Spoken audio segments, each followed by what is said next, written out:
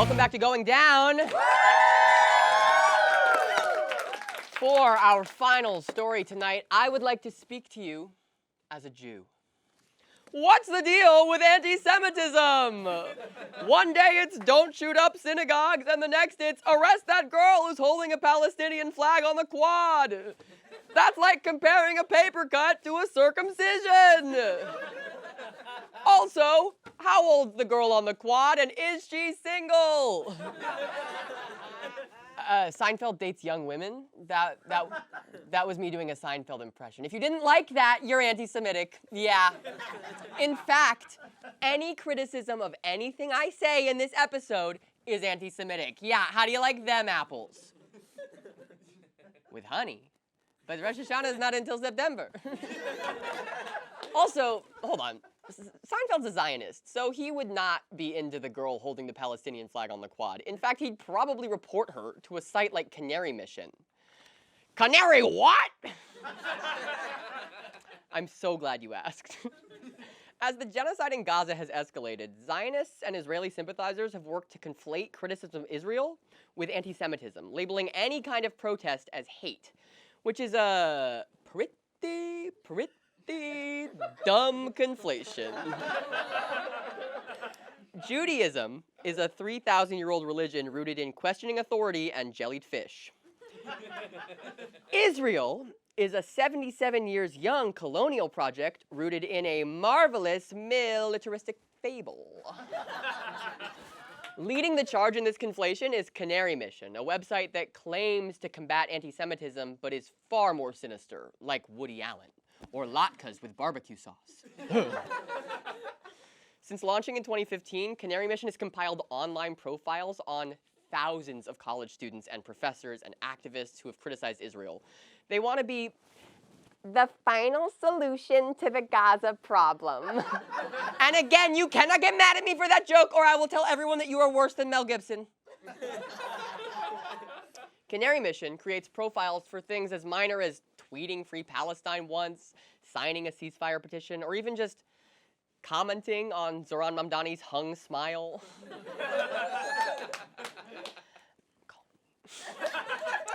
The profiles include full names, photos, workplaces, social media, and breathless write-ups, accusing people of being anti-Jewish, anti-American, and/or anti-Israel.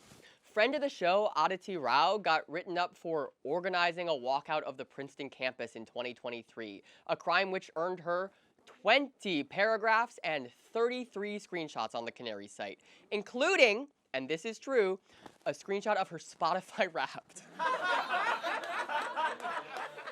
As far as we can tell, the only reason this is here is because her number 4 artist is Silver Jews. What? You wanted them to be gold? Now that's anti-Semitic. The site uses its clean, professional appearance and ethics policy, written in the language of institutional safety and accountability, to appeal to liberals. Unlike right-wing accounts like Libs of TikTok, which trade in outrage and obvious bigotry, it doesn't appear dangerous. But the only way you can get off Canary Mission is if you issue a public apology and profess support for Israel. So it's not just doxing, it's ideological extortion. It's birthright, but with a gun to your head. And you don't even get to lose your virginity. If that sounds like a wildly unreasonable standard for proving you're not anti-Semitic, it is. Because Canary Mission's real goal isn't fighting hate, it's manufacturing fear. They're fiddling on the roof of McCarthyism. They're weaponizing Jewish identity to blacklist, intimidate, and silence political dissent, framing people not just as threats to Jews, but as threats to American national security, which obviously has real-world consequences. Tough student Rumeysa Ozturk was ambushed by plainclothes ICE officers just weeks after appearing on Canary Mission. Mohsen Madawi was arrested in April, shortly after being added to the site. People have been denied jobs, interrogated at borders, put under surveillance, arrested, and deported. Canary Mission is funded, of course, by shady anonymous donations funneled through nonprofits. So, yeah, in this case, they really do control the media. But just in this one specific case. A recent investigation traced over $100,000 from the Helen Diller Foundation, money allegedly meant for Jewish teen education, into the Canary Mission via a string of shell orgs that ultimately terminate in a group called Megamot Shalom. Which in Hebrew roughly translates to, stop asking questions, bitch. And they're not alone. Batar USA explicitly brags about the White House using their blacklists, and CAMRA, or the Committee for Accuracy in Middle East Reporting and Analysis, has been around since the 1980s, and it pressures media outlets to slant coverage in Israel's favor. Their donor list includes right-wing billionaires like Sheldon Adelson and Seth Klarman. Which is what you would get if you typed name two evil billionaires into an anti-Semitic AI. And then, a little further downstream, MACA, Mothers Against College Antisemitism, and DJHC, Documenting Jew Hatred on Campus, are organizations that try to get students deported. One of MACA's founders, Elizabeth Rand, encouraged people to report foreign students who support Hamas to ICE. This woman is a practicing lawyer in Manhattan. She represents Diddy. Okay, not really, but you believe me for a second, and doesn't that prove something? Canary Mission and groups like it don't fight anti-Semitism. They exploit it. They weaponize Jewish identity to defend Zionist power and uphold the U.S. empire. And they don't just happen to all be using the same bag of tricks. It's targeted, tactical, and coordinated. Project Esther, launched in 2023 by everyone's favorite Spectre knockoff, the Heritage Foundation, has spent the last year and a half actively working to reframe pro-Palestine speech as material support for terrorism. And for the record, the Zionists behind Project Esther who are using Judaism as a cudgel are, by and large, conservative evangelical Christians. Why are Christians suddenly back into Jews? Did someone figure out how to turn water into wine? I guess that's Adam Sandler. But while it's easy to point at the scary Christians and blame Jewish identity and claim that it's being misappropriated, this discourse isn't broken. It's doing exactly what it's meant to. Merging Zionism with Jewishness has been the explicit goal of mainstream American Judaism since 1967. This is just the obvious conclusion to that game plan.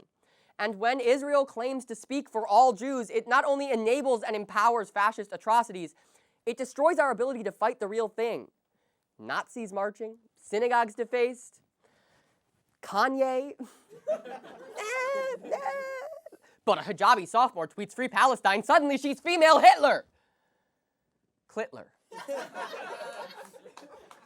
If you know someone targeted by Canary Mission or a similar org, support them loudly.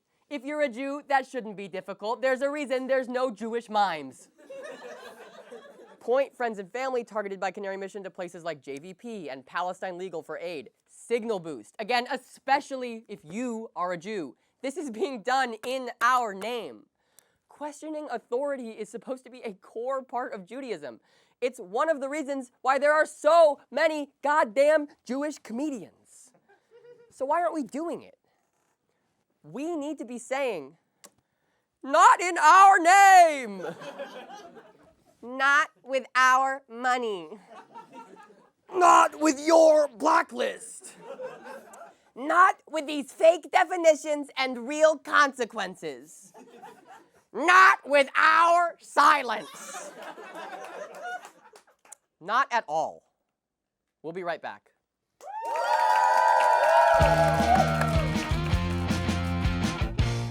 Hi, I'm Ella Yurman, host of Going Down with Ella Yurman. Does our title make you think of a sinking ship or oral sex? If you said ship, you crave stability. If you said oral, you crave validation. Either way, like, subscribe, go down below and leave a comment. And then go over to our Patreon at patreon.com/goingdownshow for exclusive content and hot takes that I legally can't post on Maine.